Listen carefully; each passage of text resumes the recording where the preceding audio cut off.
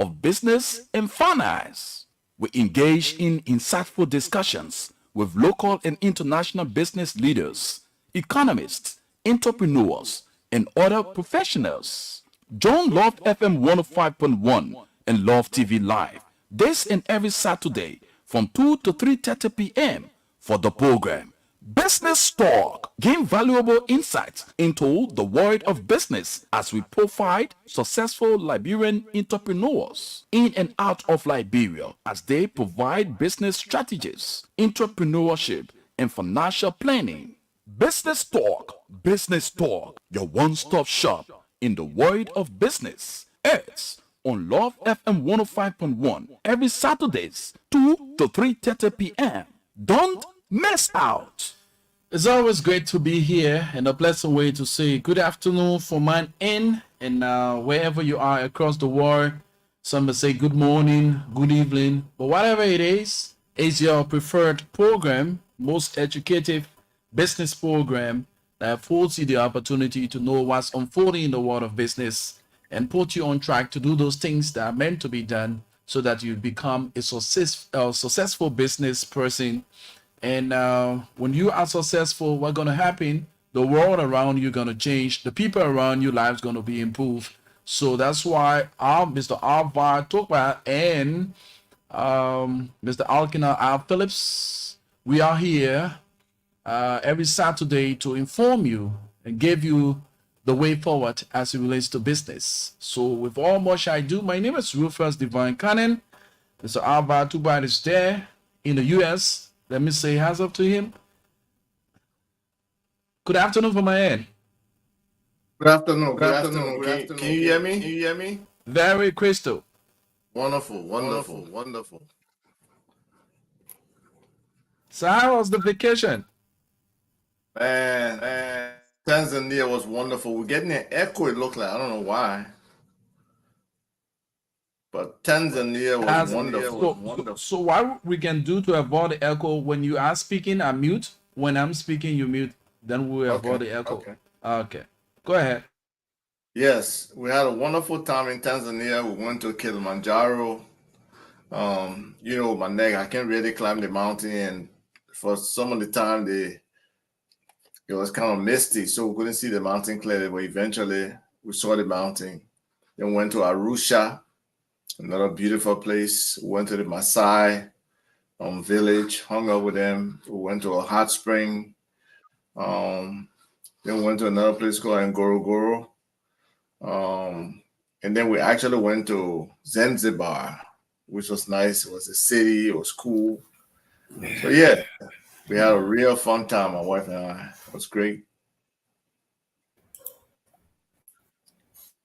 So how you been? Wow. How things going?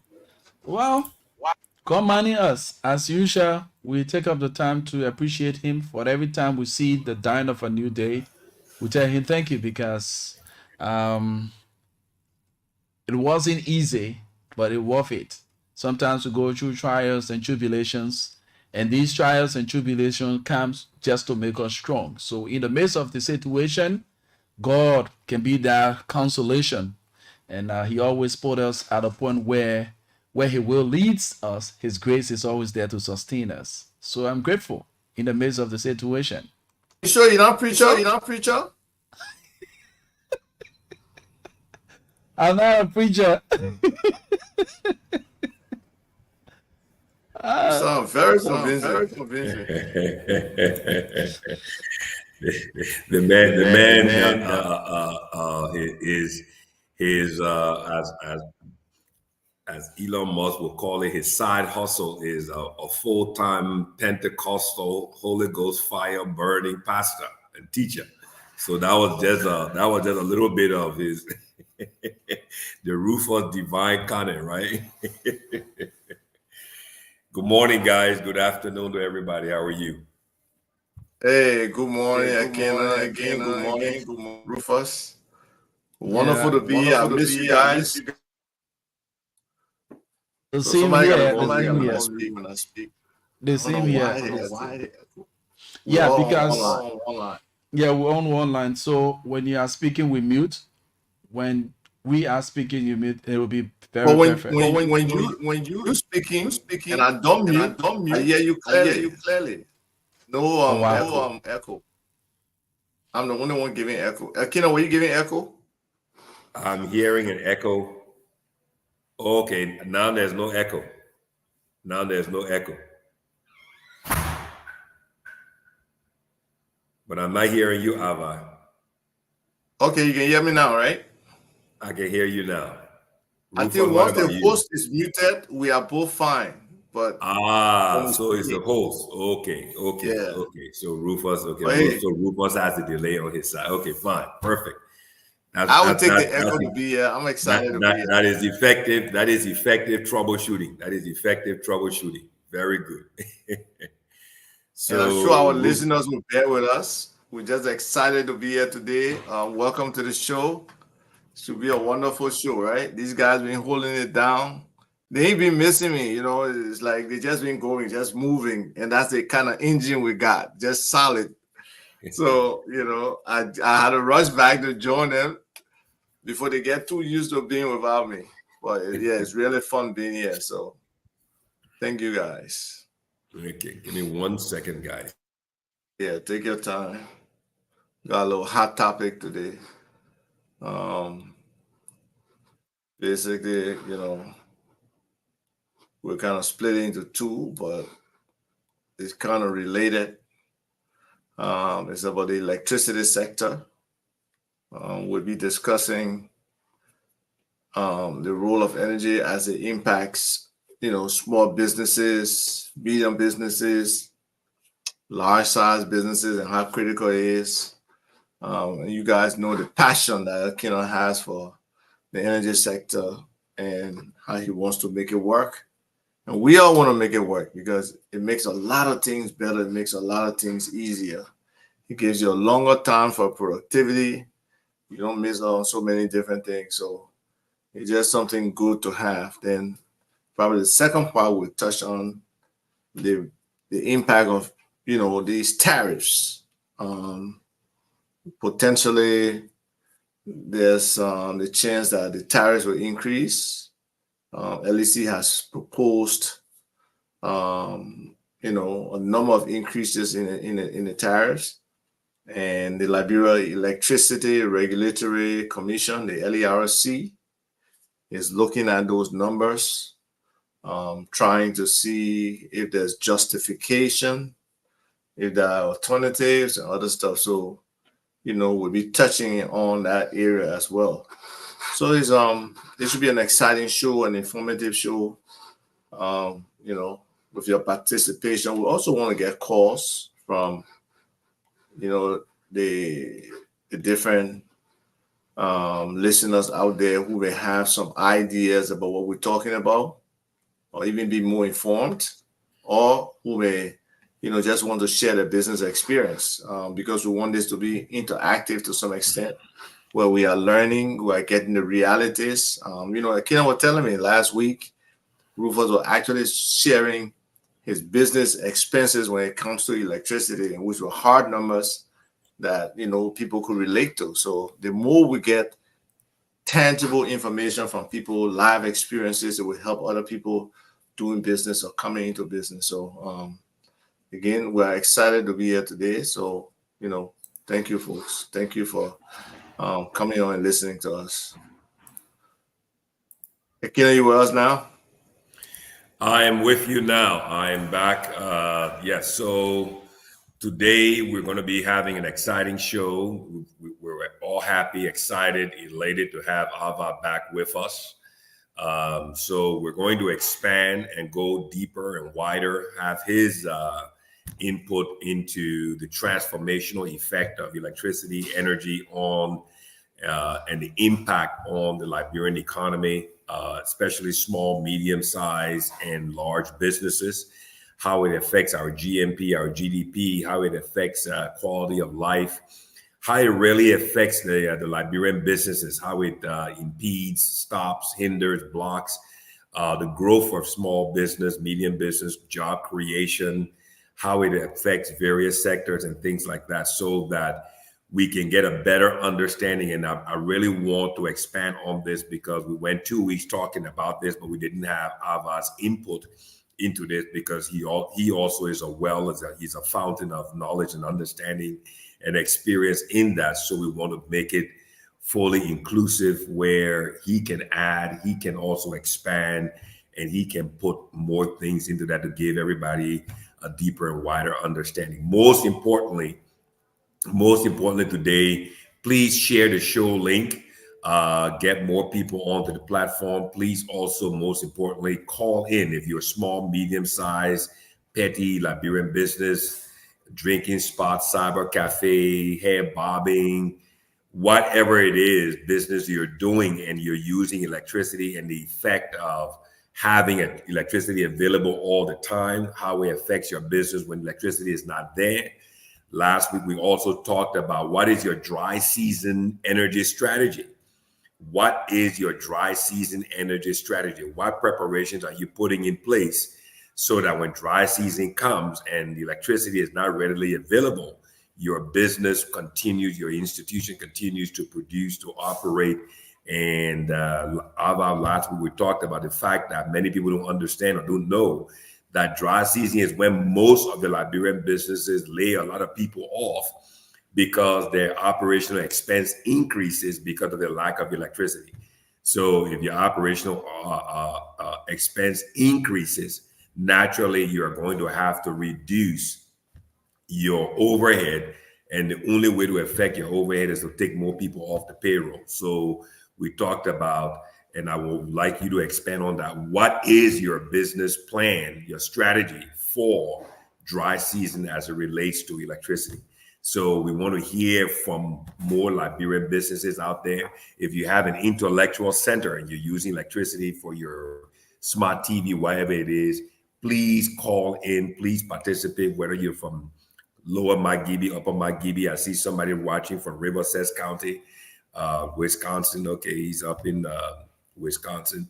So wherever you are, whether it's Buchanan, whether it's Cape Mount, Bombay, or Bapolu County, call in, please, so we can hear and experience, share your experience on electricity and how it affects your business. So Ava, you take the lead today. Rufus, if you want to start the questions or lead the topic, you know what the topic is. Let everybody fasten your seatbelts, put your tray tables up, and Mr. Rufus Devon Connor will take us down the runway so we can be airborne on this flight today. Okay, let's go.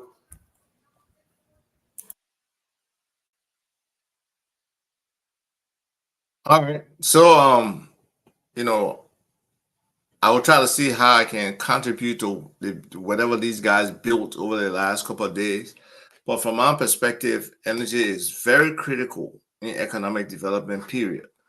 And then for small business who have limited margins, electricity is very essential, because if they can reduce that overhead cost of electricity, that gives them more room to do other things in terms of the business. They can increase their productivity. They can have better efficiency. Nobody wants to go to a business that's selling cold water, for example, or selling drinks. And can I get a cool Coca-Cola there? Oh, but no. Like when I had to do also, they drink not cool. Okay. You ain't got ice. Oh no, the people down the street, they got an ice machine. The ice didn't make today because no current. So there's a downstream effect of the lack of electricity, even if you carry it to the higher level of productions, where we got so many different things now. People are pushing made in Liberia. So people are making products, and people need energy, and they need clean energy, they need affordable energy, and they want to make sure that it is accessible for them. And that is one of the biggest problems we have. We got limited access to electricity. And then a lot of the equipment that people use, we just mentioned refrigeration, then there are tools that people use. There's sometimes systems, computer systems and stuff that people use. It takes extra work. If your system breaks down, you got to come do manual stuff. Then when your system come up, you got to upload and do some additional work to be able to, catch up in terms of the information you got to enter into your system. And then when you don't have electricity to nearly a lot of stuff on the internet, you're not accessible to if you don't have a generator or something else. So to the extent that, small businesses can have electricity available to them, they're able to do a lot of stuff, and sometimes the personal experiences of those business people who are feeling the impact of electricity, that's how we welcome them to call in, to come on the show, and be a part of what we are talking about here, because this is an ecosystem, people who want for businesses to happen, to work, for liberalization policies to flow, for Liberians to own the economy, we talk about it. Then there are the people who actually in the grind, in the battle. Yes, we are in the battle to become a business owner in Liberia as well. But, I got outlets, I got support system. Not everybody in business in Liberia may be able to have a remote job or to have some other things that can help the business. So it's important that they are on point, that they can be successful, that the enabling environment is strong, the foundation around it is strong, and just how they start their own business. So, we have talked about all those things that you need to do as a business person to be viable and stuff. And we keep rehashing some of those different things, having a plan, executing the plan, being able to take corrective action, register properly, your marketing, all those considerations you got to do. We'll keep talking about them. But right now, this situation with electricity is critical for small businesses. Do you want to add anything to that before we start talking a little bit about medium enterprises? Yeah, I mean the points you just brought up, like I said, I mean for small businesses, especially today where technology drives business, right? And before you joined the platform, one of the things that we talked about, I brought some numbers from the U.S. Bureau of Statistics, the Small Business Administration. As you know, in the U.S., small business is the driver of the American economy. Small business is the driver of the U.S. economy. So if you say that the U.S. economy is the largest economy in the world, and small business is the biggest driver of the U.S. economy, which is the biggest in the world, then you need to ask yourself, what is the driver of the Liberian economy? It has to be small business, because if you just take an unprofessional survey, right, or analysis of, let's just say, Grand Bassa County, for example, or any county for that matter, in Liberia, the largest number of businesses in every county in Liberia is not big business; it's small business, from the drinking spots, the cyber cafes, the money changers, the pen riders, the keke riders, the taxi drivers, the truck drivers, the women in the market, the provision shops. I mean, you name it, the largest number of businesses in every county in Liberia is small business. And the only way a small or a petty business grows to become a small business and then grows to become a medium-sized business and ultimately grows to become a big business is with this transformational power of electricity, because technology is driven by electricity. Electricity drives technology. So if technology is supposed to be the major engine for transformation and to drive the economy, which also, as you know, affects productivity, profitability, and effectiveness, then how will small businesses become more profitable? They can only become more profitable with electricity, because, again, the guys who are doing cold storage business, they need electricity to run the cold storage, to keep the fish from the market. Women bring the fish to the cold storage. He needs electricity.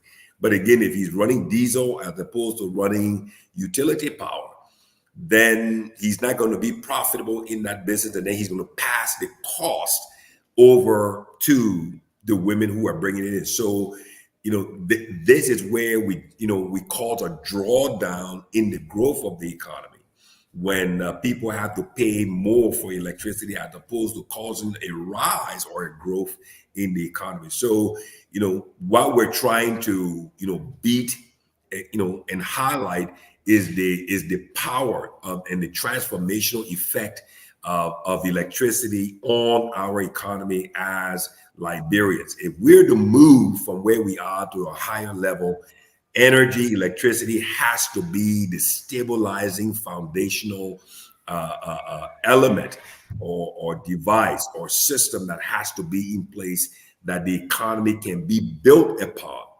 Okay, so you look, you live in the Maryland, Virginia area. The reality is the American economy is built upon what? The foundation of the American economy is what? Is electricity, is energy. You shut down the power lines that feeds an area on the East Coast. You can forget it. Everything comes to a stop, a complete A stop, halt. a Complete halt, halt. complete stop, full stop. I mean, and so that is something that we need to understand. So, lead with your topics. Rufus, what do you want to add on to here? We need you. We need your participation here because you're on the ground. You're on the ground. So basically, you all just said it. Just what is happening on the ground, it has to do with a lot when it comes to electricity. Like I explained to you, our last edition, it was so interesting where we had to give detailed analysis about what we spend when we have electricity and what um, when we don't have electricity. So that tells you that electricity plays a pivotal role in driving our economy. You understand that just in few days we had this news coming up from the LEC, how the tariff will be increased, and there were sampling of views done. It was so negative, and people have pledged to actually go against the LEC when that is done, because some of them even threaten to disconnect from the meter and be stealing current. So that means power theft will be on the increase. So they said a lot, and what we think can be done, this is something that the government should hold like a baby and see reason in doing all she can to cause the level of transformation for the improvement of electricity in our country. Because if we want people to come in to invest, we don't have the level of electricity to get them. Maybe you want to have a factory. Back in the days, we had the chicken soup factory, we had the shoes factory. All of these factories were here because we had stable electricity and it was moving our economy very fast. But in the absence of stable electricity, it tells you that people who come in with this large company, they find it difficult. They have a lot of losses in the picture because you have to buy fuel. And in buying fuel, it's so cost intensive. That's why I made the statement last week that in this time, if you are a business person, while we still look at the improvement of our electricity, we must be able to procure a lot of fuel for the dry season because it's going to be tough. During the rainy season, we are experiencing lots of power outage. It is about time that we prepare ourselves for the dry season because the dry season is going to be tougher, wherein the price for fuel will increase and electricity from LEC will be bubbling like, I don't know how they got a name for it. So we need to prepare ourselves by procuring fuel just in case. If the system is not improved, we can lean on our storage to run our businesses.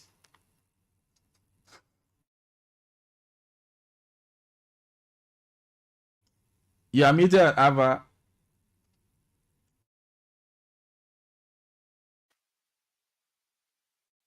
Thank you.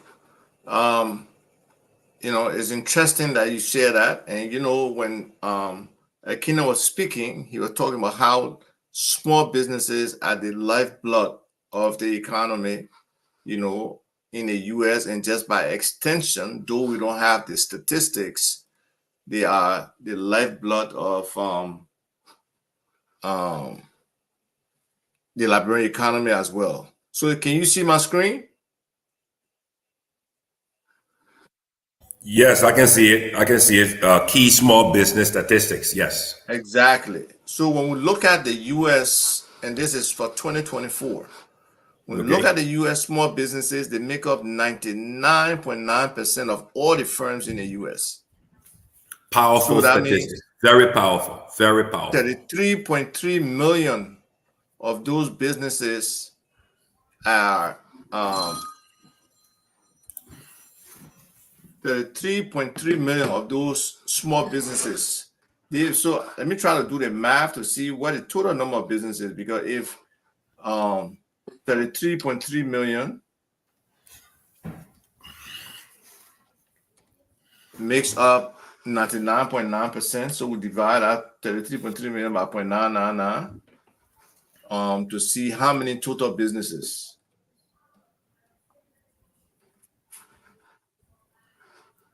So it's just 1%, not even much. It's just like 33,333 other businesses. So that just tells you how powerful small businesses are. Okay. And then look at the number of employees. They make up a significant portion of any kind of new employees, because when you look at it down here, they create 2/3, 66.67 of newly created jobs percent in the US from 1995 to 2021. So small businesses are very powerful. They get people paid. Okay, they pay their employees, which is critical for people to continue. So when he talks about the impact of electricity on small business, with them, downshifting and decreasing their staff because they can't continue at that same rate during the dry season, it's very pitiful, it's pathetic. And we know year in, year out that the dry season is coming. Again, this year, I don't think our country has prepared for the dry season. They were trying to come and use tariffs to impact electricity, but I don't know what is that impact. Is it impacting LEC bottom line, or is it impacting the access, the availability, and cleanliness of electricity? Those are the kind of things, we need to answer. And hopefully, as we move forward, our own statistics people, LISGIS, the Liberia Statistical and Geoinformation Services Commission, LISGIS, they are that entity that can provide this kind of information for us. Or the Ministry of Commerce, if the small business department were very functional, they will be providing this kind of information for us, and more detailed information that our small business people can understand so many different things. But it just show you that when you reduce the impact of small business, you impact the country total gross domestic product. Right here we see it. Small businesses contribute 43.5% of the gross domestic product in the US. That's significant, because when you think about some of these big businesses got 30, 40,000 employees and stuff like that, they're making serious money. The Fortune 500 companies and all of those other companies. But only 33,000 of them. The rest of it is small businesses. It's small business. The definition of small business, though, is way higher than our definition, right? They define it as businesses making 1 million to 2.5 million, right? But everything under there, though, is a small business, because every individual, every person who's like a one-person business, because there are a lot of businesses that are one-person business. A lot of the contractors and service people in the US, they want one-person business, but they got to register the business as well. So it's a valid business. And look at the average income, $51,816 when they register. When they're unincorporated and in an informal economy, they make $26,000, basically half. So that's some of the advantages of being registered, or being a registered business. So there's just so many learnings we can take from looking at other people's statistics and trying to see how we can customize it for ourselves. It's just important that we recognize our own deficiencies and be able to, pick up some of these lessons and apply it to what we want to do in Liberia. So Let, yeah, go ahead. let me prove a point. Let me prove a point. We talked about this before you joined the platform, but I'll reinforce it here because you brought up the statistics. To prove that point about, we talked about some time ago, Rufus, if you can remember, we talked about the the interdependent nature of the big businesses with the small businesses. And we Oh, talked yeah. about how most of the small businesses in the US, to some great effect, depend on the big businesses because, for instance, we have a place here in Houston called the Energy Corridor, right? So the Energy Corridor is where most of the oil companies, be it ExxonMobil, be it BP, be it Apache, all of the big companies have their offices on the west side of town. It's called the Energy Corridor. So it's almost like a 5-mile corridor where you have all these companies. But guess what? Within that 5-mile corridor, you have all of the small businesses, all the restaurants, the fast foods, the printing, all of them exist within that corridor because all of the employees that work in those big corporations come down from 11:30 or so to 1 o'clock for lunch, and they spend their money where? With all the small businesses that are within that energy corridor, right? Okay, so let's tie it back to Liberia. Think on 2 big companies in Liberia. One of them is called Orange, and the other one is called Lone Star MTN. Okay, where do you think Lone Star and Orange would be today if it wasn't for the Scratch Card Boys, who are small businesses? Where do you think Orange and MTN will be today across Liberia, and their growth and their profitability will be if it was not for the mobile money changers? Where do you think Lone Star and Orange will be today if it wasn't for all the people who are independent and small businesses selling and reselling their scratch card and their data cards? So again, the small businesses, there are more small businesses at the bottom that depend upon the big businesses at the top, but that interdependent relationship between the two of them, that's where the growth is, because all of the guys who are doing the mobile money changing and all of the scratch card businesses, they're all petty and small businesses spread all across Liberia, and they're feeding their families from the reselling of the cards because the mobile company cannot exist in those places at that level of the retailing. So the small businesses also, again, they profit, they benefit from those big companies, and that's how they grow, that's how they accelerate, that's how they create more small jobs at their level. So your point is well taken, and that's what I think we need to understand in Liberia, because again, we all, even within that sector, right, within that mobile money, GSM, mobile connectivity, internet connectivity, you look at it and you see that the profitability of the mobile companies, right, and the effectiveness of their data service to all of the different counties depend upon what? Depend upon electricity.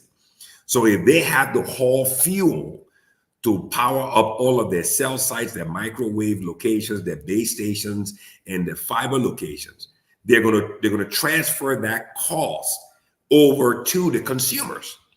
So then the cost of getting data, of getting internet service is going to go up because they're going to have to cover the cost of electricity.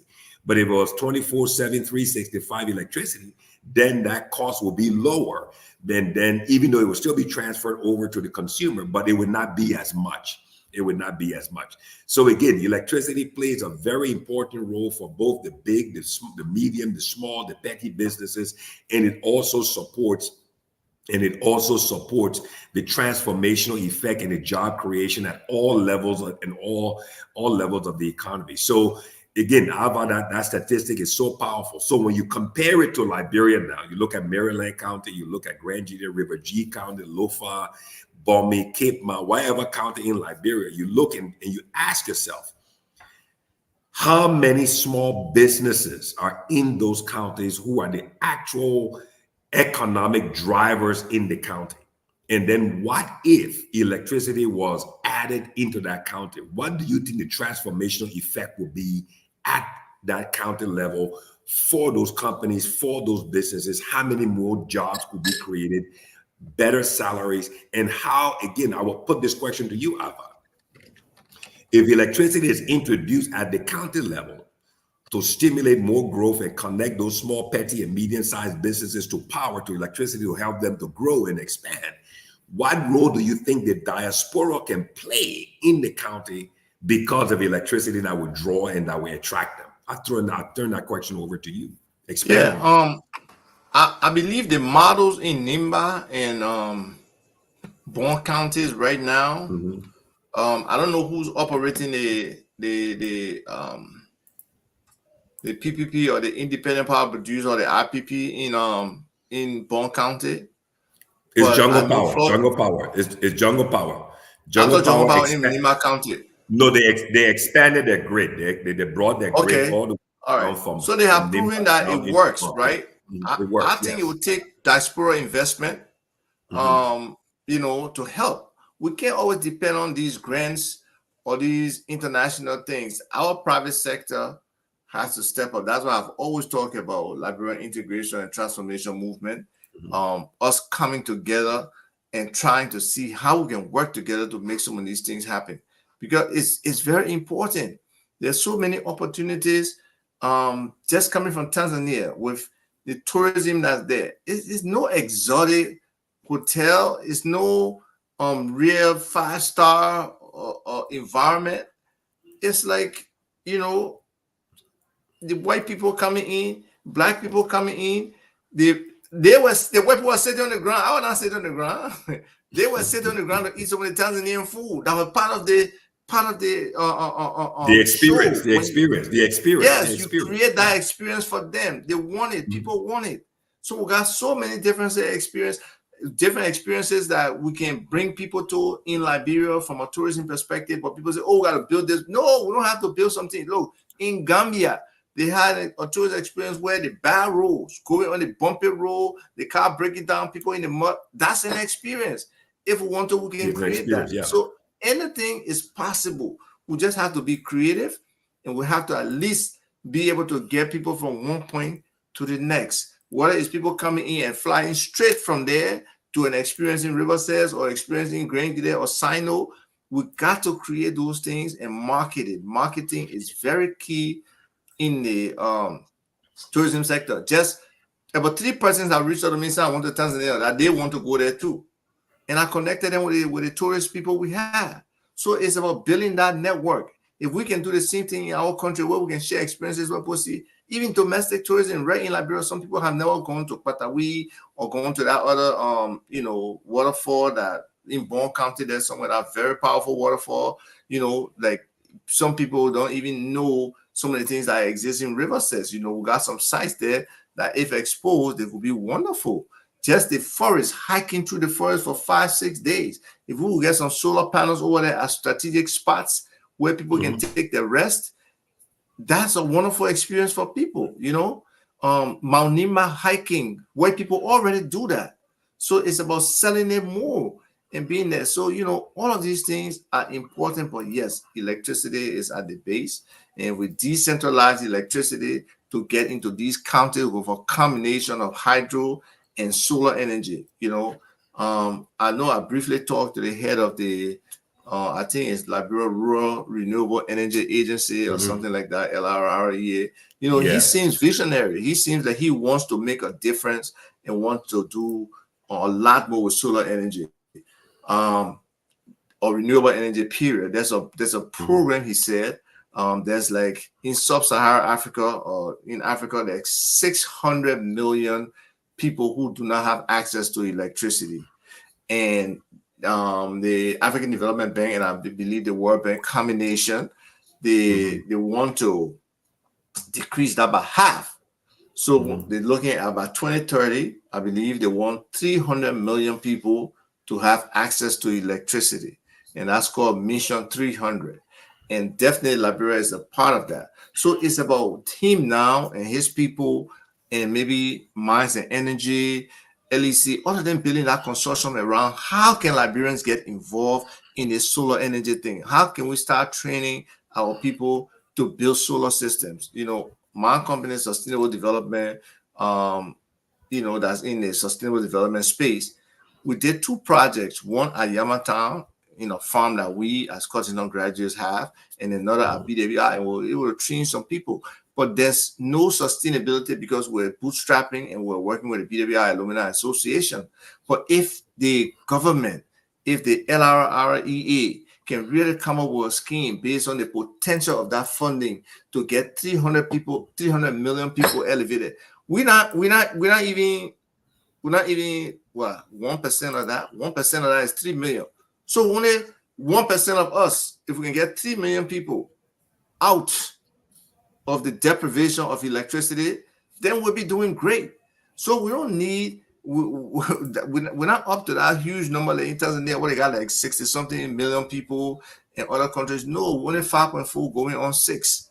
So we have to be able to get that critical mass of our people, at least 2.5 to 3 million people with active electricity. It can totally change our country and make a big difference. But it has to be a solid plan. It has to be a commitment to pursue that plan. That's why I believe those kind of plans should be legislated, where it's not just up to the next government, but it's up to the incoming government to continue that policy and make a difference for the Liberian people.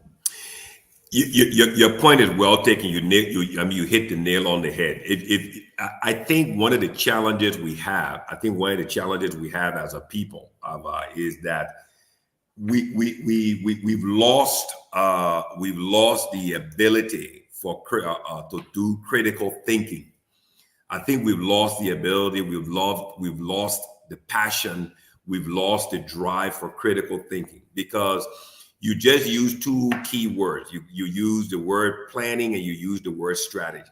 So, I mean, as I've always said, there's been a fundamental gap between our knowledge and understanding, right, as to what role electricity energy plays in our growth, our development, our progress. And until we come to understand this, then we can plan and then we can develop a strategy to drive the plan. Okay. I mean, and that's where I think the gap is. That's where the gap is, because I think if that understanding was there, if it was in the administrative branch of government, right, I think then they will be passionate to drive that and to lead with energy. Because again, we're on the benefiting side of technology, because technology is the cost of technology today is significantly less than it was 5, 10, 50, or 20 years ago. The capability. I mean, you look at Liberia's energy infrastructure today. Okay, we have more energy infrastructure in the country today than we had 20 or 30 or 40 or 50 years ago. And I can argue that point. 30, 40, 50 years ago, right? We only had the Mount Coffee hydropower dam as our primary source, and we had a we got way more. We've got way more. We've got 3 cross-border grids that come into Liberia, one in Nimba, one in Grand Jide, one in Maryland. Now we've got a grid network that connects River G County to Grand Jide County. But again, what is the plan? We've got Transco CLSG that connects 5 substations in Liberia. What's that? Yekepa, Botota, which is the centralmost part of Liberia, Grand Bassa, Buchanan, Mount Coffee, and then into Cape Mount. Okay, we've got 5 substations, and those substations have massive capacity of power. And they were strategically put in those places by the Transco engineers to be able to build the grid out from those points. The question now is, what is the plan? What is the plan to build upon what has already been put in place? We're plugged into an oil and gas producer that borders us, which is La Côte d'Ivoire. La Côte d'Ivoire is an oil and gas producer. And if you check online, you will see that this Italian company called Eni, E-N-I, they just made a massive commercial oil find in La Côte d'Ivoire, deep water well. I mean, you can research it. You research it quickly and put it up on the screen so people can see it. It's a major natural gas and oil find that Eni has identified, and they're drilling into it. And Cote d'Ivoire is already a natural gas and oil producer. That's why they generate so much electricity from what we call mixed generation, hydro, solar, and natural gas turbines. So one of their biggest export is electricity. And we benefit from it, okay, through the Transco CLSG lines. And that feeds these substations. But the challenge is there continues to be a lack of strategic planning around building the grid from each of these substations that will power up, connect the various counties, cities, towns, and villages, and plug the rest of the nation into this amazing and bountiful power source, one. And then because that is supposed to be our dry season energy strategy. We use Mount Coffee, which is cheaper generation for the rainy season. And then we compensate the loss because Mount Coffee, as I've always said, and everybody knows, doesn't have a reservoir. So because there's no reservoir there, so when dry season comes, the water goes low, the turbines cannot turn, maybe only one turbine, 20 megawatts, and then you got a deficit of 80 megawatts. So when you look, you see that with the advent, the availability now of solar energy, there's no reason why we can't get private investment, diaspora investment, expat investment into building solar farms, 50 megawatts in each of these counties where the Transco grid is and the substation is, and interconnecting them, okay, and interconnecting them, so that Liberia can be a net producer of power. We can become energy independent within less than 2 or 3 years with these solar in power. essence, you're saying we do have the transmission capability, right? We have the transmission capability. Yes, the Transco CLSG. And let me just add one more point. Transco CLSG grid is a bi-directional grid. So it is a trading platform. That's why we're able to buy power from La Cote d'Ivoire. But now we can sell power to according to Twitter, right? Well, that's for a different show. That's for a different show. But his point, okay, his point was I will take the point that he made and I will build upon it. So he was saying that we were selling power back to La Cote d'Ivoire, okay? But if we build the solar farms in each of these 5 strategic areas, we can then sell the excess power back onto this very same grid to Burkina Faso, to Mali, to Guinea, to other countries that need the power, you see. So Liberia can become a net exporter of energy, which now becomes a major export of ours. So it is so critical for us to understand this. But again, like Ava said, we need a plan and we need a strategy to drive that plan. And we need the right people in the right places, not the wrong people in all the right places. We need the right people in the right places so we can develop this. And I'll end with this. The diaspora plays a very important role, especially the alumni associations and the county associations or tribal associations for all the, the Kisi Association, the Bassa Association, the Cottonton University Association, Alumni Association, all of these associations play a very vital role when it comes to alternative energy, especially solar. Why can't the Bassa Association pull money together, build a microgrid in Grand Bassa County for the city of Buchanan, and cut a deal to put that power on the grid and sell the power to all of the people who want to buy it? That's a recurring revenue. That's recurring revenue. That's business that can be reinvested within the county. Because the reality is, even though they're building the grid in Grand Bassa today as I speak to you, the power to power up the grid in Grand Bassa has to either come from Mount Coffee that doesn't have enough, or it's going to have to come from La Cote d'Ivoire, and we have to pay for that power. So you may have the grid. If you don't have the power to move on the grid, then what good is the grid? And that's where the diaspora now need to come together, work with people like the Liberia Rural Alternative Energy Association, or work with the LERC, get the license that they need, bring in a third-party investor, build a solar farm there, power up as an energy source and get a return on their investment, to power up the economy of Grand Bassa County. That's the key.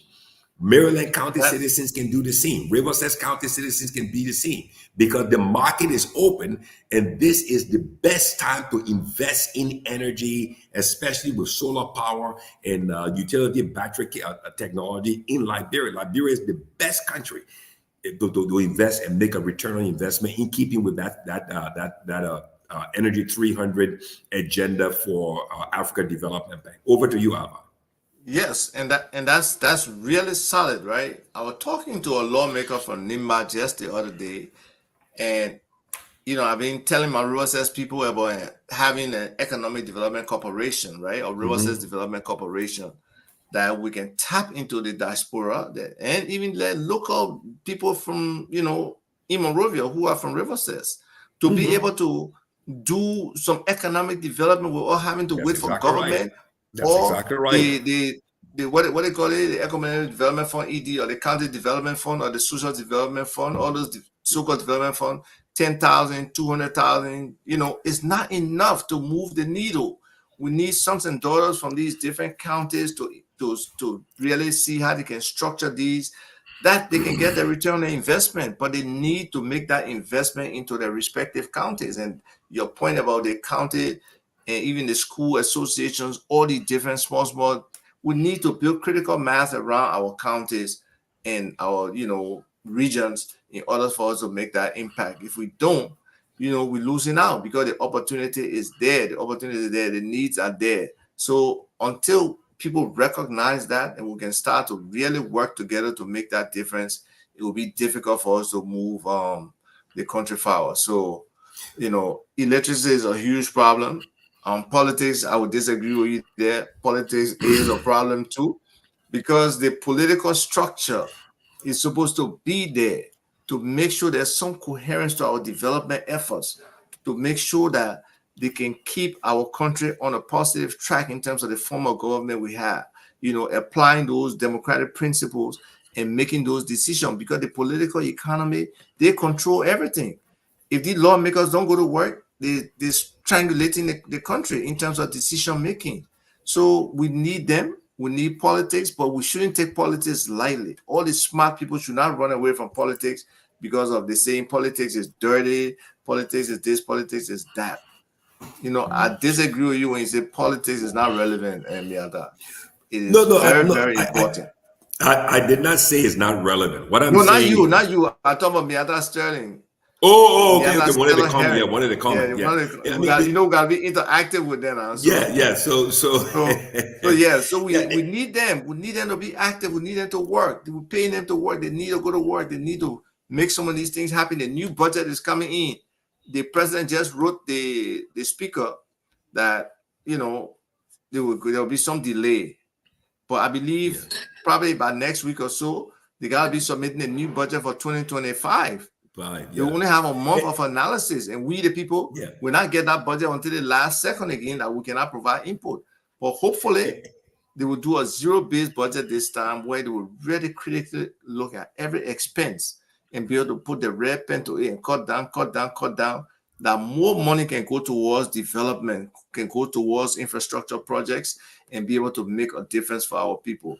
So those are very important things that we got to be watching out for. But yes, and I'll expand on the politics side, right? So I think one of the other challenges for even all of the representatives, the district representatives and the senators, I think one of the things they've lost in terms of critical thinking and analysis. Rufus, you're on the ground. Correct me if I'm wrong. One of the things that they've lost in all of this is that they all ran on development platforms. Every one of them, every district representative, every senator the two senators for every county, and all the district representatives for all the districts in every county, they all ran on developmental platforms, that they were going to bring transformation, they were going to bring change, they were going to bring development, they were going to, improve the lives and the living conditions of everybody in the district and the people in their counties. But one thing they fail to understand, that their developmental agenda, their agenda for improving the quality of life and bringing investments and everything to the county depends on electricity. It depends 100% on electricity, because no investor is going to follow you into the darkness. No investor is going to follow you into the forest where you've got no energy and you've got nothing there that will at least run his machines. So I think they themselves need to come to the level of understanding that energy is what they need to drive their district and to drive their county. And that's why solar energy, alternative energy is important. And that's why they need to engage in these kind of conversations, because that's where change and transformation comes into the lives of the people in the district and across the county through energy investments or investments in energy. And like your point, the point you made, Ava, is so prominent for today's discussion. Investment, how do you call it? County investment groups or something like that in the diaspora. No, the county development, corporation. Corporation.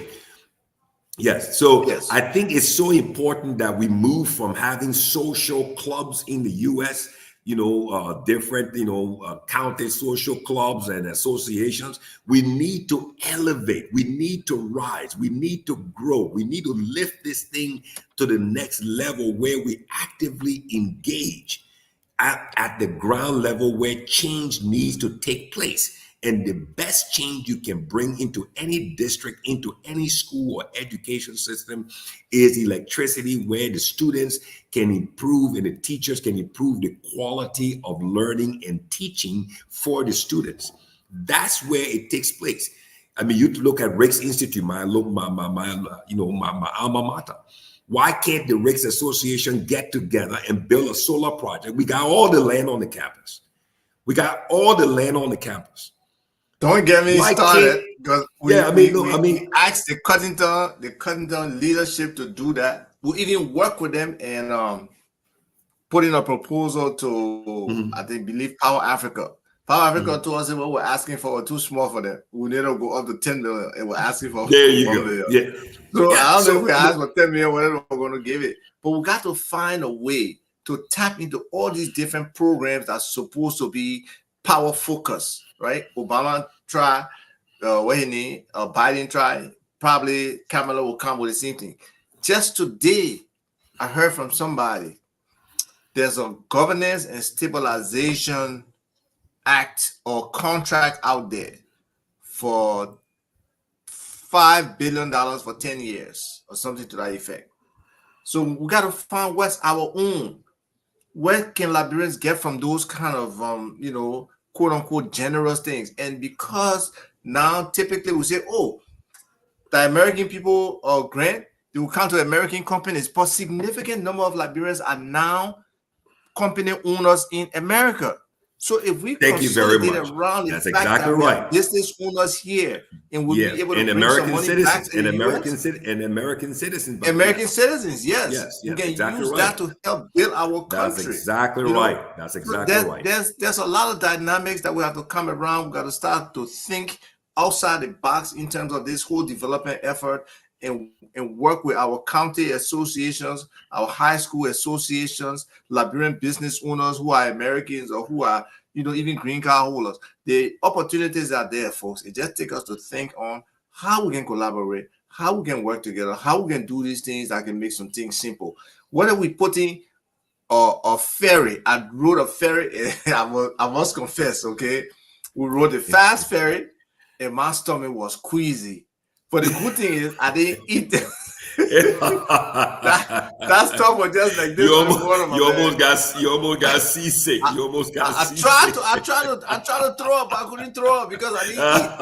There was nothing in the stomach. My stomach was growling. But if we can get some ferries to do the transportation thing on the coast, it will work. It will work. Yes. Dwight put is right. Big ideas. Big ideas. That's exactly. I was just about to talk about Dwight Port. And you see that guy called Dwight Port. He's a friend of mine, close friend of mine here in Houston, Texas. And he's one of those people. I mean, he drives a dump truck. And the reason why he drives this dump truck is simply because his mind his mind is so big he can't get it into the compact car that he has. He got to drive a dump truck because he thinks big. He thinks. I'm being honest. Because, and this is where, like I said, I mean, we've lost the ability, Rufus and Ava, for critical thinking. We keep all. I mean, when you think about how many associations, let me prove it to you. Before, I think when the president, when President Walker was newly elected before inauguration, he came to the U.S. And the group that he visited with up in Rhode Island was Don Pilot, the big Kisi Association in the U.S. It's called Don Pilot. It's a big, massive Kisi Association in the U.S. And when you look at the roster of the membership, you're talking about almost 80, 90% of them are all U.S. citizens, Liberians. Kisi, all from Lofa, Foya, you name it, they're all from there. And these people have wealth. So what is it that this association cannot pool their resources to invest in an alternative energy solar project that can transform Lofa? You go again, you look at the Grand Bassa Association, then you look at all the alumni association. I'll transfer it over to you after I make this point. I made a comment once on the Ricks Institute alumni WhatsApp about this very topic, right? Why can't the association get together to build a solar farm on the campus? Because electricity is a major challenge for the campus, and it affects, we have a very big campus. I'm sure you went there during the 80s for Ricks alumni, Ricks Olympics. We used to have the Ricks Olympics and stuff like that. We invite many schools. We have a massive campus. Junior college, dorm, elementary, you name it is there. We've got so much land. So I wrote up, I said, look, why can't we do this as an alumni association and then get buy-in and leverage that with one of the banks, because we have so many towns that surround the campus, and sell some of the energy and use it as a way of generating revenue. Look, Ava, I mean, the amount of comments and blowback I got, mainly saying I was thinking too big, that the people's minds were not ready to accept that. I mean, how can you discount your own people, your own nation, your own brothers, that their minds have not yet been developed? How do you think people's minds get developed? Through the power of light. Light is life. And if we don't get this right, we will continue to remain as a backward nation with all of the opportunities, natural resources. And what will end up happening is people will come into the country, cut a little area for themselves, and just build their power plant, almost like Mittal. We talk on the show when you were out. Think on how much fuel, diesel fuel, Mittal has to move from Buchanan into Nimba to run their generation plant up there every week, and also down in Buchanan. That if that was electricity, that revenue would come to the country, and it would stimulate economic growth and create more jobs as a result of those concessions. So, I mean, this electricity thing is something that we need to elevate our thinking. We need to think bigger. We can't just continue having July 26 celebrations in Minnesota, July 26 celebration in Houston, July 26 celebration in Dallas, spending all the money on celebration and still no transformational, change in country. Transformation in the politics can only come through improvement in the economics. When the economics change as a result of electricity and energy that attracts investment and improve the quality of life, the politics will change. And that's the way we have to approach this. We've got to approach this from the energy standpoint. You want to open up the phone lines, Ava or Rufus? Let's open up the phone lines, but let's open up the phone. Let's take some calls. I will just share this stuff we did, just so people can get an understanding how we try to do this thing, but it becomes difficult to some extent. Let me see. Why are you getting called? I will just share this. Rufus, you want to put the call numbers up? Put the U.S. number. I see a lot of people from the U.S. here on there, so they can call Ava directly. And then the local people can also call your WhatsApp number, or the US people can call the WhatsApp number as well.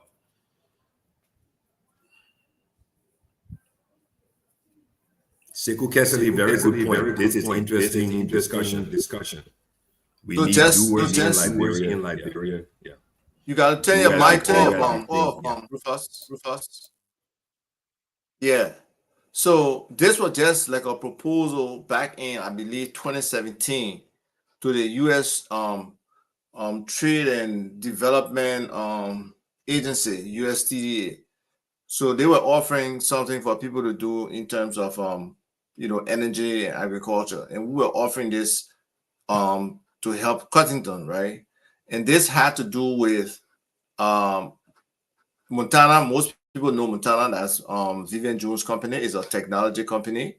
Our company is Sustainable Development International. We're into agriculture, solar energy, groundwater, sanitation, and basically anything we can do to conserve our environment and stuff like that.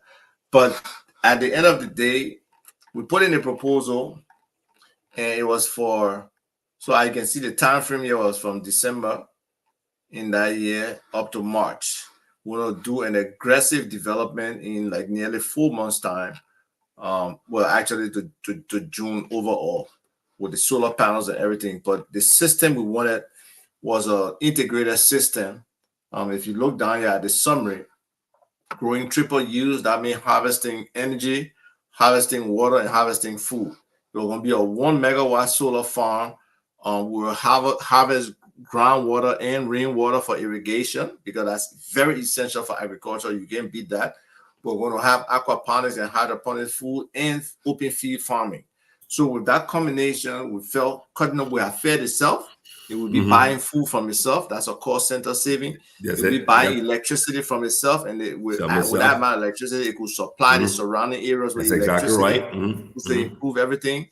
It will be able to grow food to serve the community as well. It will have its own water, healthier drinking water. So you can't beat it. This is still a model that is applicable today. And like you were saying, in terms of building a 50 megawatt, solar plant, but you got to build an economic activity around that kind of stuff, right? So that's exactly right. You have agriculture right there. Then you have the opportunity with all the rainfall. If we can store water and harvest rain, the groundwater as well, be able to have sanitation to move our people up. Because if you got running water, you cut down on 40% of these minor diseases. Do you know that? You are able to cut down on 40%. Not only that, but what that just the irrigation, the ground and rainwater harvesting with the solar power that will allow you to have 365, 12 months a year crop production, because now you're irrigating during the dry season, and then with that you can use that electricity to then do value add on the agribusiness side, so that you can build a sustainable economy in Bond County. And then Cottington will no longer be an educational institution, but it will now become a hybrid institution where it is a major element for sustainable development within the county. It will now be an economic powerhouse within the county. It can now have multiple revenue streams to not only sustain itself, but also play a major role within the county, creating jobs and providing opportunities. Because if you build the agri-produce processing center with this power on the Cottington campus, what do you think that happens to rubber, cassava chips, everything within the area? Don't forget, not too far down the road is Cary, the agriculture technology center. So this is what you guys wrote here, what you and Vivian put together here is what they call critical thinking and foresight. Okay, critical thinking and foresight. And like I said earlier, this is the challenge with us Liberians. We've lost the ability for critical thinking. And when critical thinkers enter the room, for some reason, I don't know whether they intimidate the rest of the people in the room, and the rest of the people start saying, well, that thing can't work in Liberia. No, it can work. I go back to scripture. There's a very, very famous scripture, Rufus, I'm sure you know, when Jesus went to Jairus' house, and the little girl was dead, right? And all the people in the room were crying. What was the first thing Jesus did? He told Peter and the other guys, get all of these people who are crying, get them out. Get all of the negative energy out of the room. I cannot perform the miracle to wake this girl up with all of these people, with all of this negative energy, crying, prophesying, speaking that the girl is dead. When he got him out, what did he do? He leaned over the girl. He said, no, she's not dead. She's just sleeping. So this is the issue. The critical thinkers have to be the ones driving this. And all of the negative thinkers, let them be the spectators. Because once this thing wakes up and starts to move, all of a sudden, the people who are negative, all of a sudden now they all become the cheerleaders. And this is where we as a country, we as a people, this is why we need to drive. We need to drive this. People like, Larry Kennedy and Prof. Kennedy. This guy's a financial brain. I mean, this guy's a financial brain. He understands this stuff. Why isn't he playing an important role to find out where capital is, to bring investors into all of these type of ideas? You see, they intimidated by him. That's the point. There you go. That's that my point. Intimidation and that rejection factor and that's what we have to change. Hopefully, with the coming thing about the Diaspora Liberian annual return, and we can have that sit down and discuss the better relationship between people in the diaspora and people on the ground, and how we can work together more effectively, and have all these biases that different people have. Let them bring it to the table, and let's see how we can resolve them and work together as Liberians, because that's the only way our country can move forward. We can't have the diaspora people thinking the other people being insecure and thinking diaspora people X, Y, Z, or most of them just cleaning people poo-poo or working in McDonald's. I mean, the level of achievement so many people in the diaspora have, for people to just relegate it to being a dump truck or a poo-poo cleaner, or or somebody working in a convenience store or in a fast food joint, is very insulting to them. So they don't even want to deal with that kind of stuff. But I love Sekou coming here. We need what he said, we need doers in Liberia. Do as you think. And that's why I've told some of the people who are into politics, right? When you say you can do this, you can do that, try to demonstrate that. Whether it's just a simple demonstration project with 10 people or a small group of people, try to do it. We have proven that you can do the integration of solar energy, agriculture, and water harvesting in Liberia. We have proven that. Now, I, again, on another phase, believe that the land, the value that's locked in land in Liberia can be unlocked if we can build a cadastral, if we can improve land services, if there is no kind of encumbrances on land, or if there is an encumbrance, is there in some kind of credit report or some kind of collateral report where the banks can have access to. So you see, everything is so interrelated in development that, if you don't recognize that, you lose the opportunity for scaling up, for being able to collaborate more effectively. So, I just hope that the people in government today will wake up.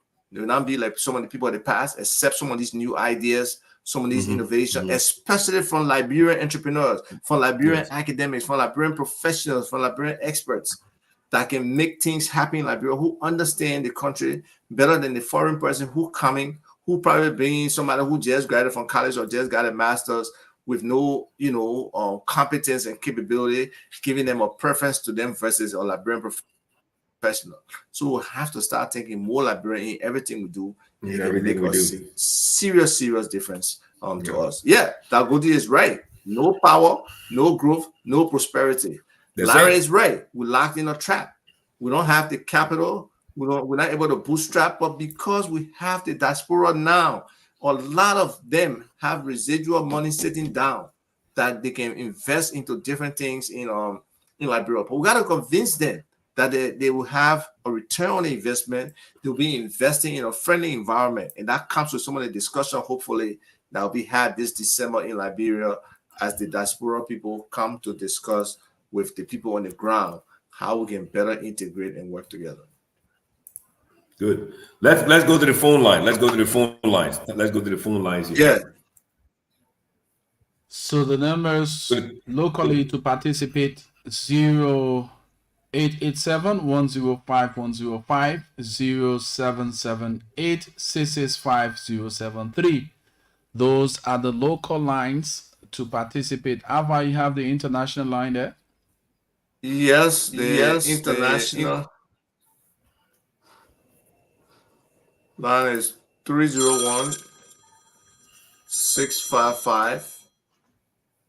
301-655-5984.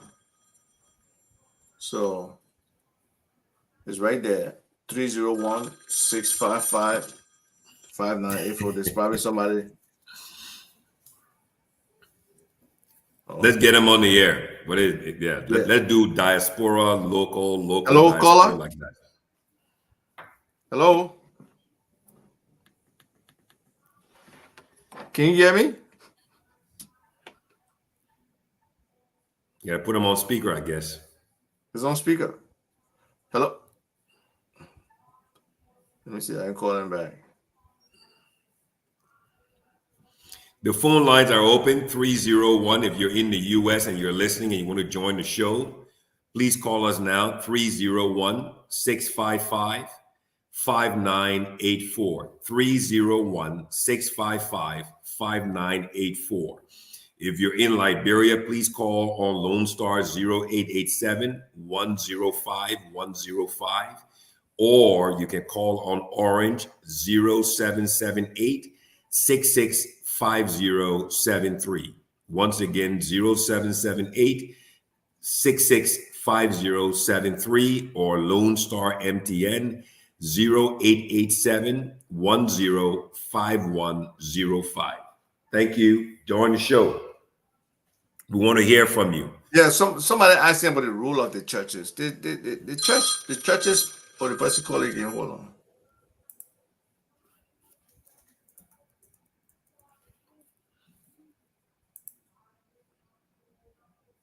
All right, they never happened on my phone before. He's calling, I'm answering, and he's not answering.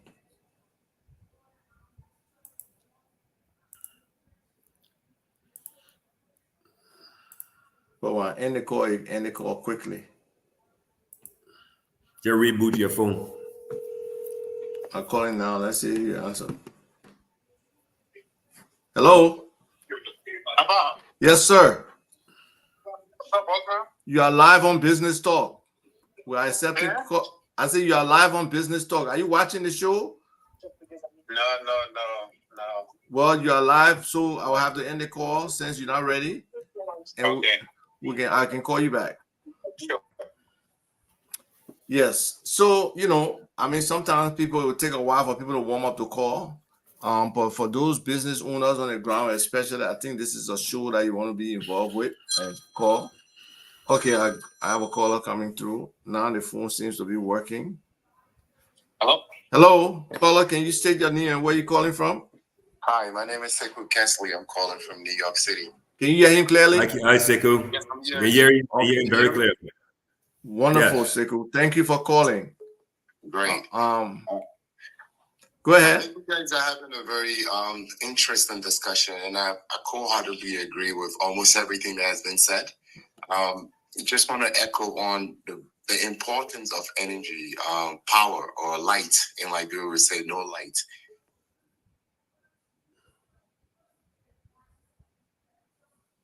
Well, Go right not ahead. for both, but look for Go right creative ahead. ways to. Hello? Yes, go ahead. Go right ahead. Go ahead. Go ahead. Okay, we need to definitely look for creative ways to, get power, get lights, so that we'll be able to push businesses through. Just imagine, I mean, George Weah regime, agree and disagree with whatever has been done or what happened, but at least the street lights that they put around Monrovia and other places, you see the difference. People will come out, not only deter crime sometimes, but also encouraging people to do businesses. Like there was a lot of activities around those area where the lights were. But we could do it systematically. We could do it sustainably. That was just a quick impact project. But if we do invest in electricity, a lot of our other worries will come through. Let me give you 2 examples. Myself, I've done a farming project in Zambia with my friend. We went into villages. I mean, we had acres of land. We were doing poultry and other farming projects.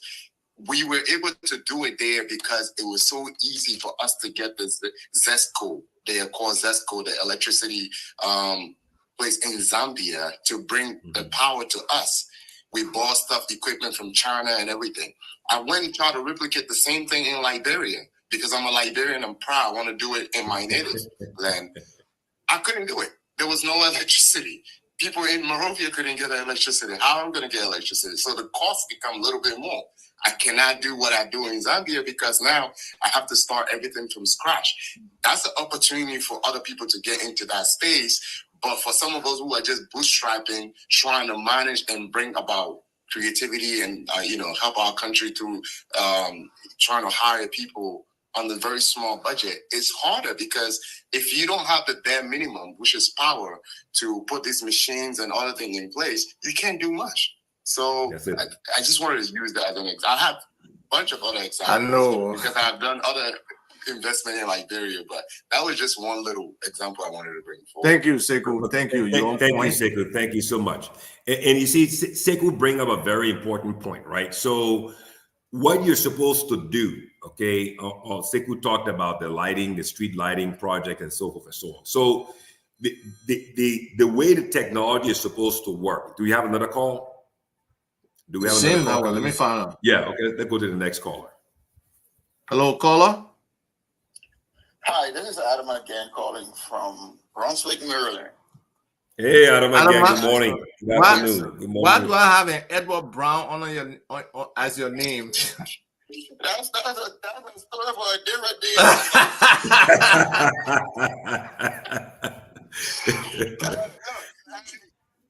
I agree with everything you guys have said, about the situation in Liberia. And, I just used the example from the movie Field of Dreams, right? Right. The saying, if you build it, they will come. Right. That's it. Yes. The thing that's holding us back is electricity, number one, and then the roads and the water and sewer situation. Once we can solve those problems, I promise you, like you and Mr. Phillips have said, you will see development coming into the country organically. Because why? Everybody does not have to be sitting in Monrovia.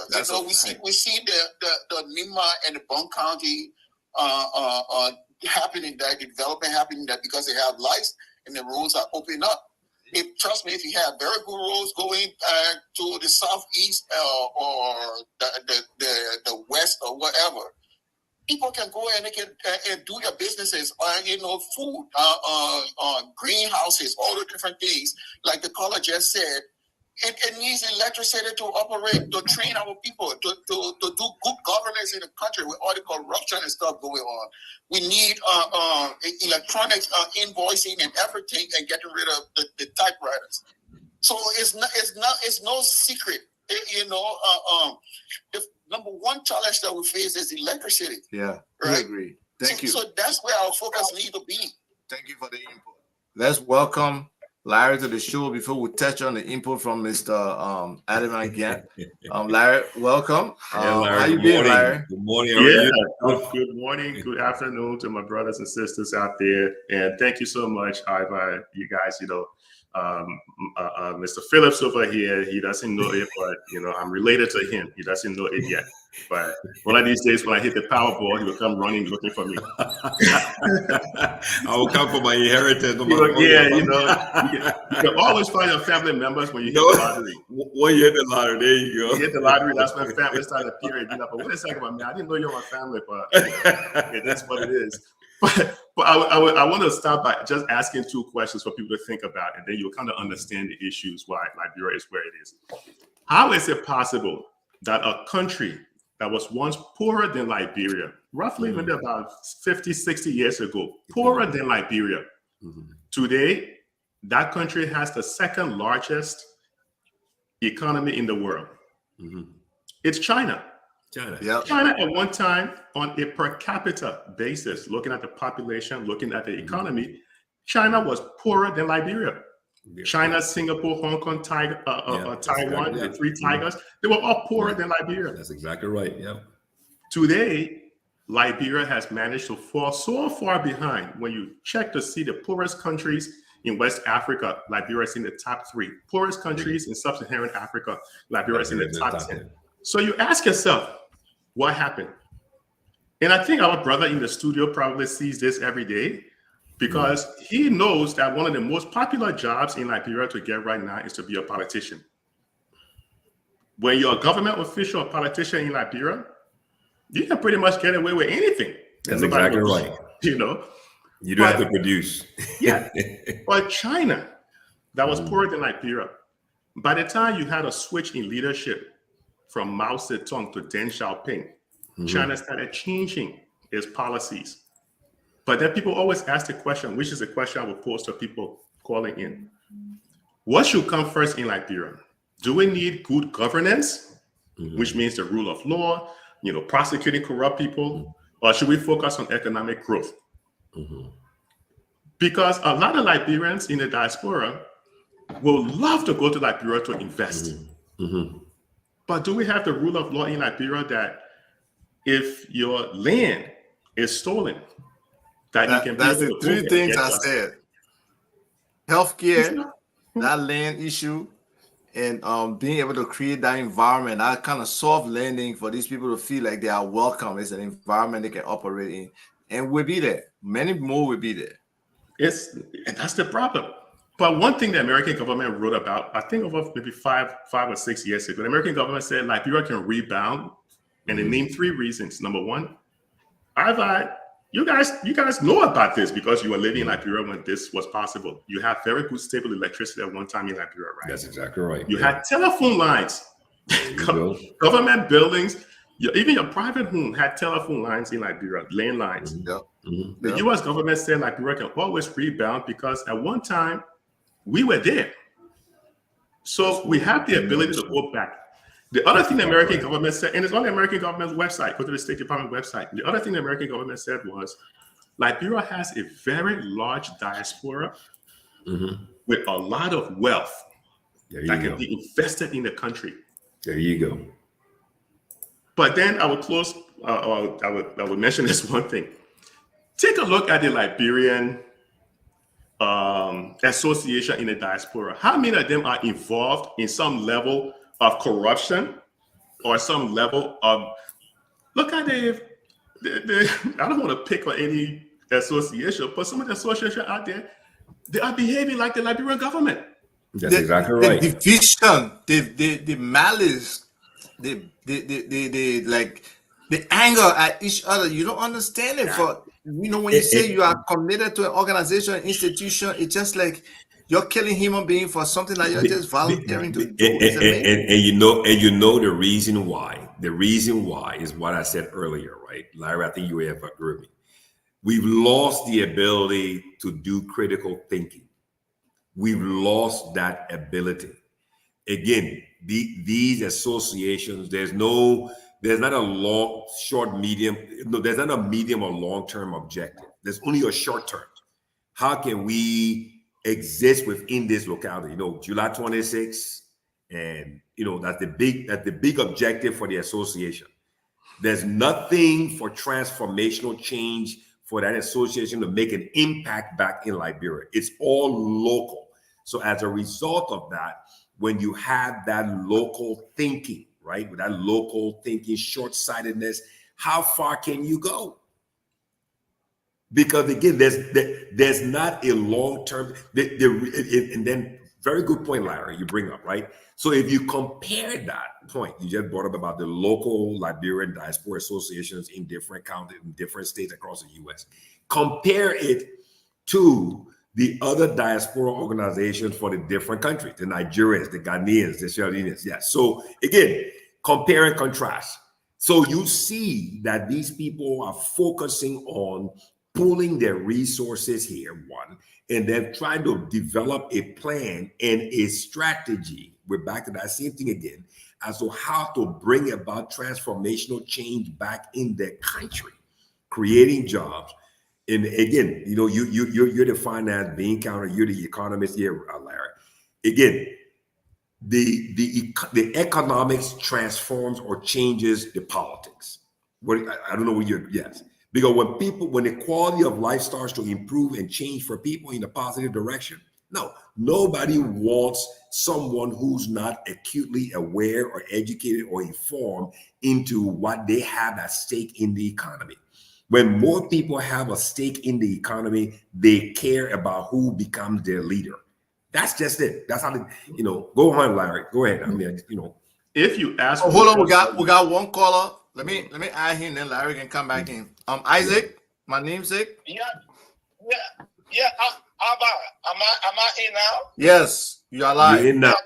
Yeah, I want to thank you guys for this great show, man. Because I know the future of Liberia is in what we talk about, how we can spur economic growth. And I agree with the discussion that electricity is key. I'm also pushing the idea of a railroad system because we don't have the money to build coastal highway.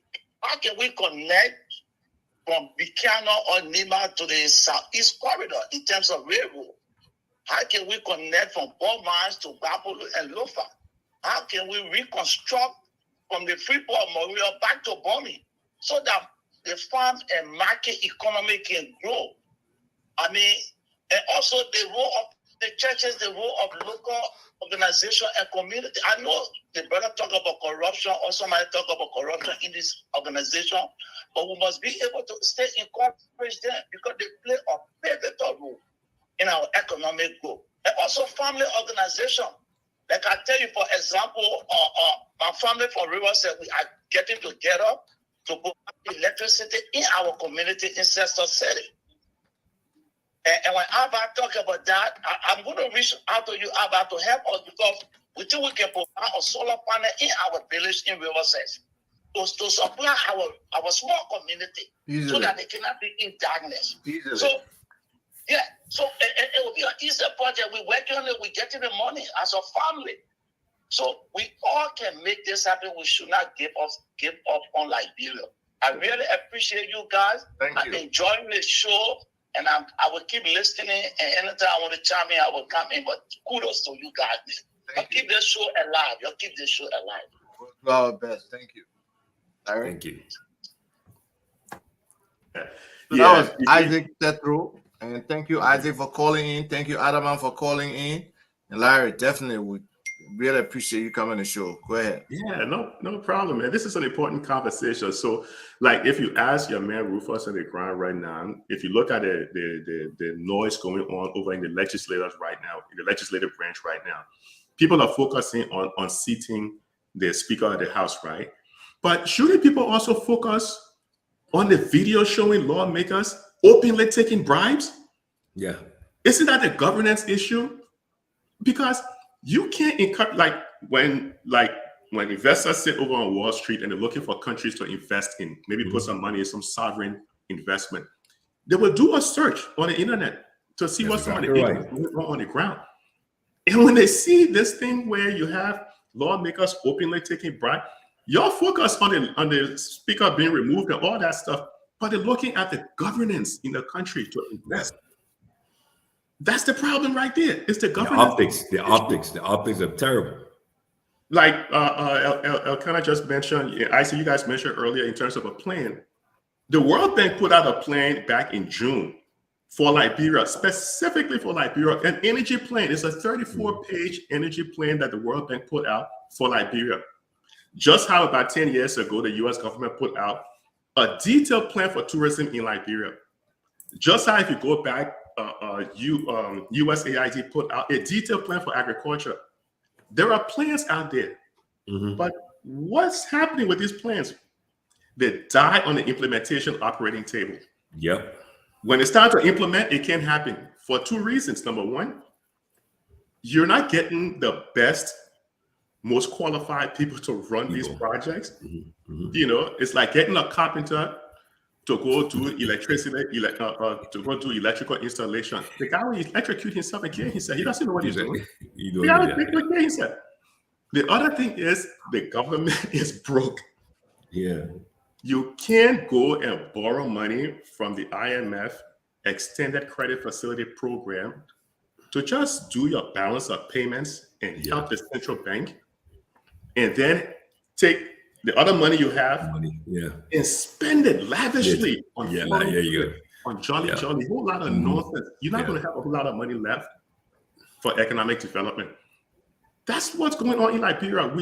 Like Joe Biden said, don't tell me what you're going to do. Show me your budget and I will tell you what you're going to do. Right. That's a fact. Look at the budget. The budget tells you what is important to Liberia. Buying cars, paying people's scratch card bills. The legislators are living the best life. That's why everybody... My man, Rufus, run for legislator. My man, I will vote for you. Jay, give me a cut when you get in there. That's all.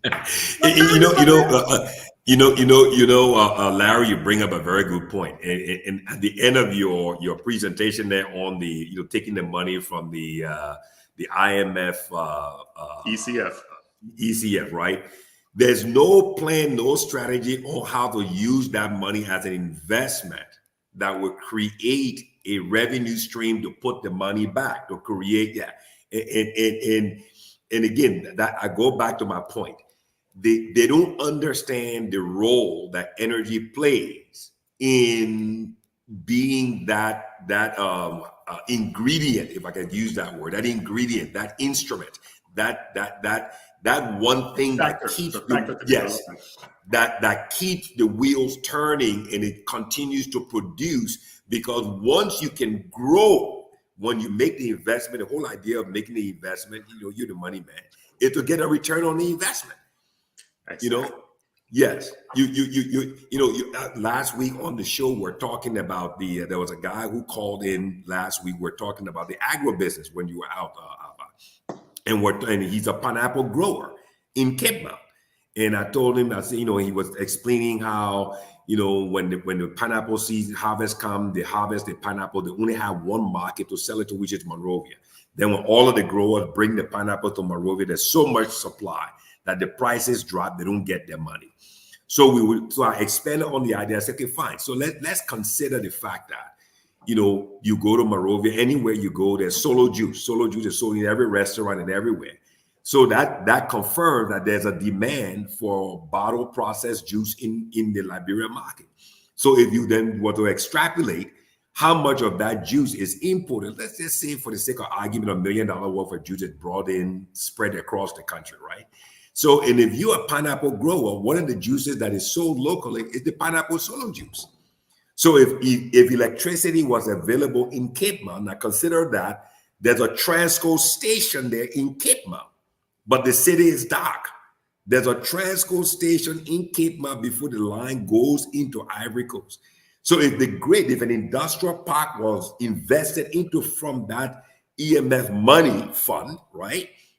Invested there, as you said, Larry, if the money was invested in an industrial park there to fund the agribusiness for those farmers, you will cut down the importation and increase on the local production and feed and meet that demand, and create more jobs in that whole process.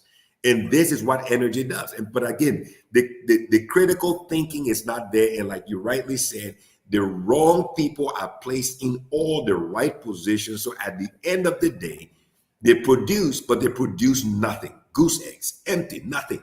And so we just continue in this downward spiral of borrow and spend, borrow and spend, borrow and spend with nothing in place to generate revenue to put back. That's where we're stuck. That's the trap. You mentioned the trap. That's the trap we're caught in. Borrow and spend.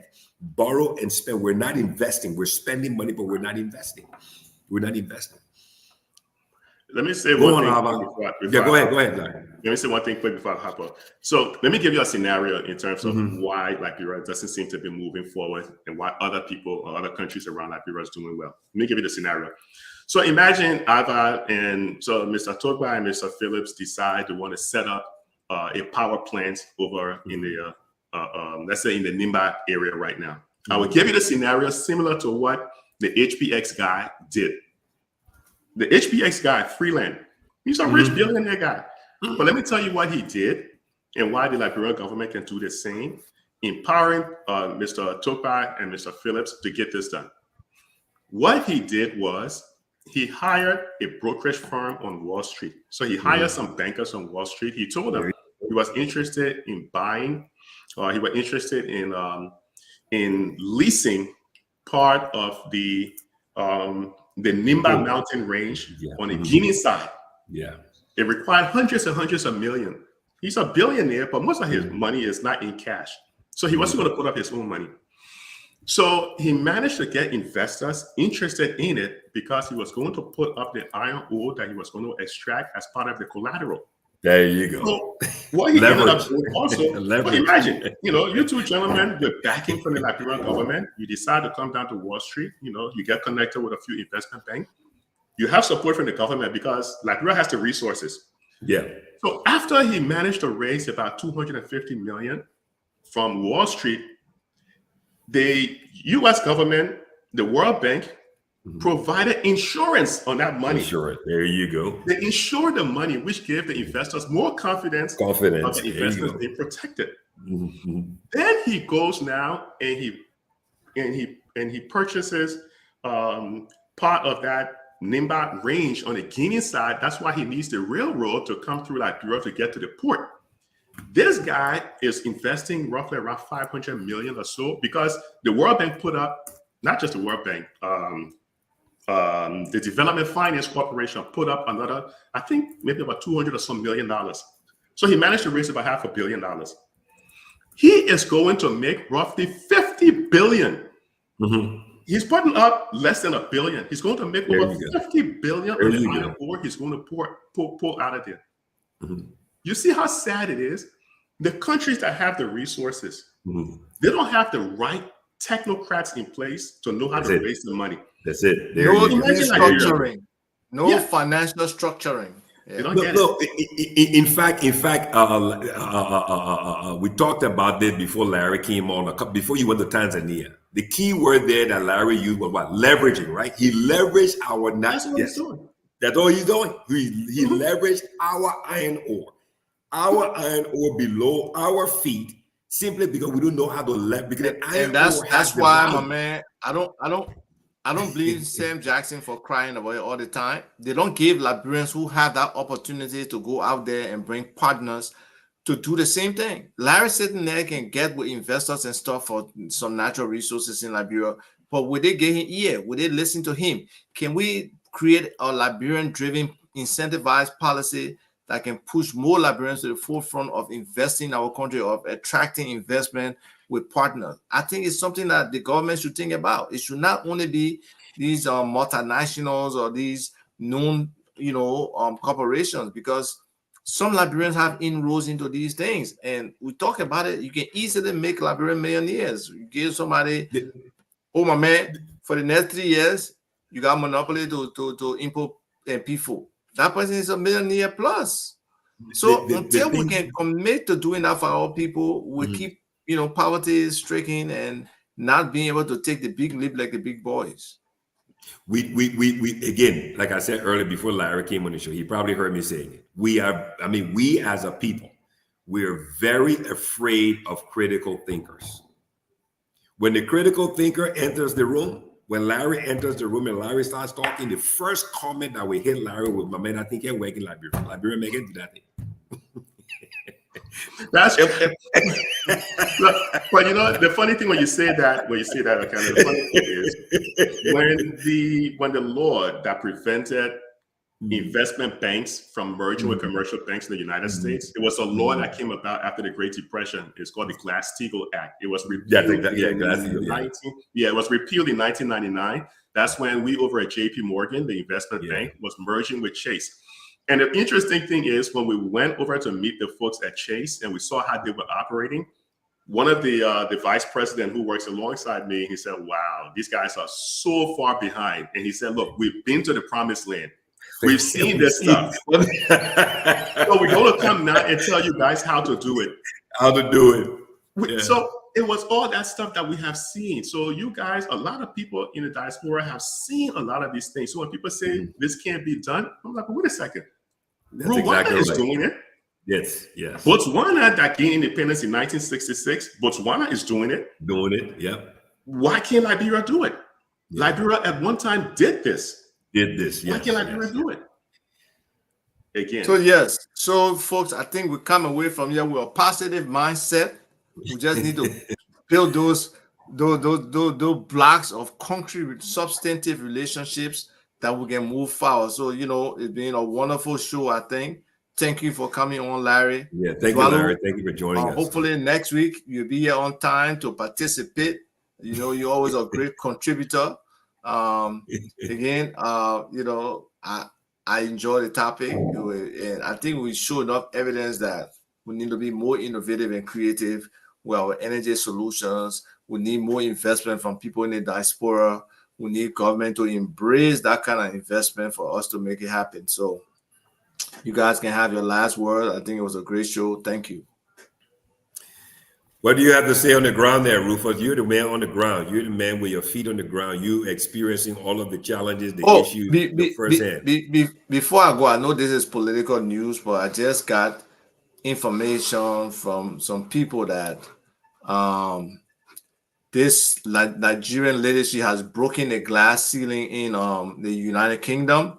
Her name is Kemi Badenoch. She is the first Black leader of a major United Kingdom party. So she's now the leader of the Conservative Party. Wow. And again, she's paved the way in the UK for Black women in politics. There were other people before her, but she has been the one to reach the top. In the US, Kamala Harris is paving the way for Black woman to be the president, to open that way for young Black girls to be able to dream big. Michelle Obama set the stage. Now she's taking it to be the first lady. Now she's taking it to be the actual president. So, hey, I think there's also another lady. I was just watching it the other day on LinkedIn. She's the first Black to lead, I think, the majority party in the French Parliament as well. Oh wow! Yeah. Okay. Mm-hmm. Yeah. Thank you, Larry. Doing big things. Thank you. Doing great things. Thank you, Larry. Thank you for chiming in. Yes, I mean this is what we do. My parting comments here, again, this is business talk. This is what we do every Saturday morning, 10 o'clock on the US, 9 o'clock Central US Central Time, 10 o'clock Eastern Time, and 2 o'clock Liberia time. We're sharing, we're on multiple platforms now. We've upgraded our system. And thanks to all of those who listen, both in the US and across the diaspora. We welcome your comments. Thank you for participating, being active, persons on the show to discuss and exchange ideas. Thank you once again to Rufus Divine Connor, the great man, the powerful man, minister of the gospel of peace, the gospel of Christ in Liberia, operating. He's our pilot. He calls me his co-pilot, and then Ava is the navigator. So. Oh man, I just stewardess. I will bring the water. I will bring the beer for the pilot. But thank you so much for listening to the show, joining the show today. We again, business. We want to see how we can stimulate new ideas in the Liberian business sector, small, medium, large Liberian business. We're trying to get. We're working on getting. I think it's called City Trust. Rufus, is it City Trust?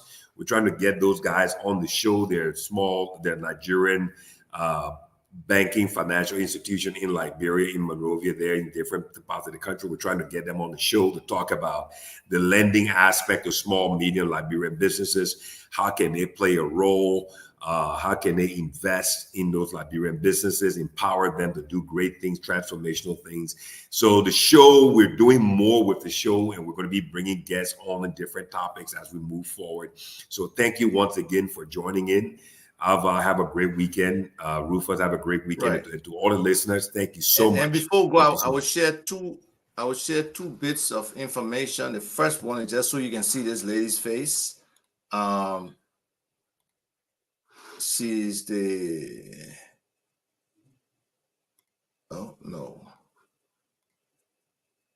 is it it's WhatsApp. It's the last one.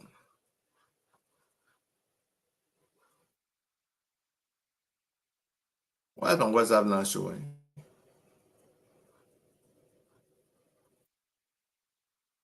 Oh, so I'll just share the screen itself. Sometimes just share the window. There we go.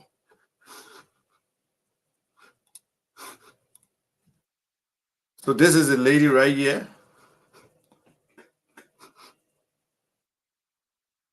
She was able to, oh shoot. Oh, what? I gotta stop sharing. So I don't know why the lady feels you won't come on, but it's just so impressive. And the other thing I want to also share is this group I'm associated with, called Kana Cash. Yeah, she's all across the internet right now. I'm reading it on my other computer here. Oh yeah, Kemi, okay, wonderful. Kemi Badenoch, first Black woman to lead major European party. Yes. Yes. That's wonderful. Yeah, you can look. Just Google, Rufus. You can Google. Just put the first Black woman to lead European party, and when you hit enter on Google, it will bring her up. There's so many stories. She's trending right now, if I can put it that way. She's trending right now. And the last piece before I go, I want to share that I want to share my window here. This is Skyline Cash, a fintech company that will be doing remittances. They're launching some new products on the 7th of November. But they're out there. You can go to the App Store and go to the Google Play and download the app. It's Kana Cash, Kanacash, and the Kana is a play on Pankana. So this is Liberian owned. It's a Liberian business. Got about 60 countries that they can remit money to and receive money from.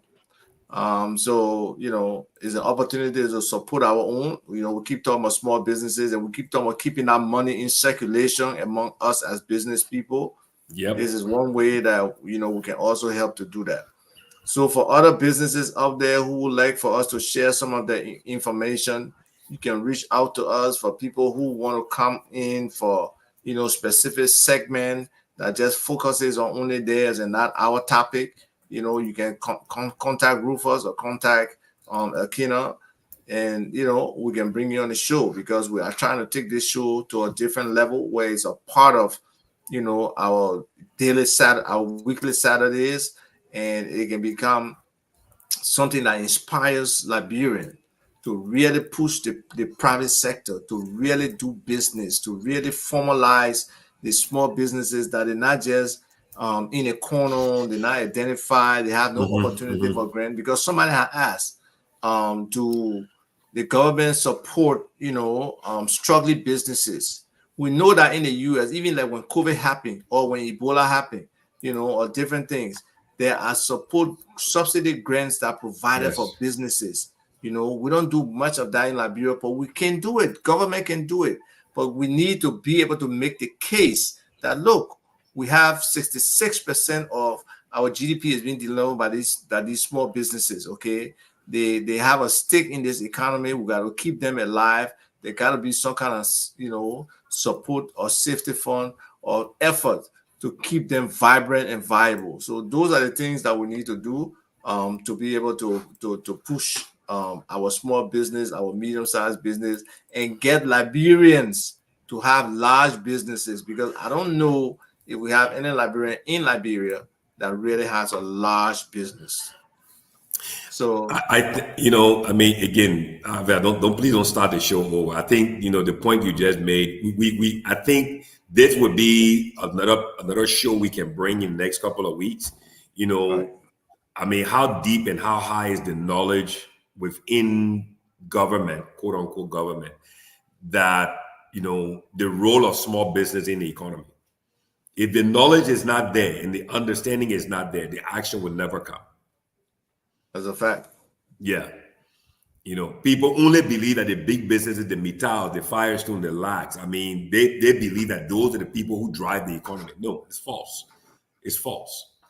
The small businesses are the ones that drive the economy. So if we can beat that point, bring people like Larry Dwallo and those people who are tied into small business enterprises and bring some of the banks on here, then I think we can drive this point and we can really move the needle. Okay. So have a good weekend, everybody. Thank you so much. I look forward to having that so we can do a jingle, and then we can be played right here on the radio station. For kind of cash. Yeah. But we talk this off. Wonderful. I will share jingle with you. Okay. Okay. Well, folks, this is how we conclude today's edition of the program Business Talk. It was wonderful. Great minds bringing ideas, talking about those things that matters to the growth and development of Liberia and Liberians. Until we have the time like this, many thanks to all of you who viewed. Many thanks to all of you who play your listening role. We appreciate your participation. Look up for us, God willing, next Saturday when we'll be around here. My name is Rufus Divine Cannon. Until we have the time, I always say 2 things in this life you always be remembered for: the problems you create and the problems you solve. And you must take responsibility of 2 things in your life: your fortune and that of your misfortune. Do have yourselves a wonderful and God bless day. Business Talk. In 1 hour 30 minutes, we provide listeners with up-to-date information and insights into various aspects of business and finance. We engage in insightful discussions with local and international business leaders, economists, entrepreneurs,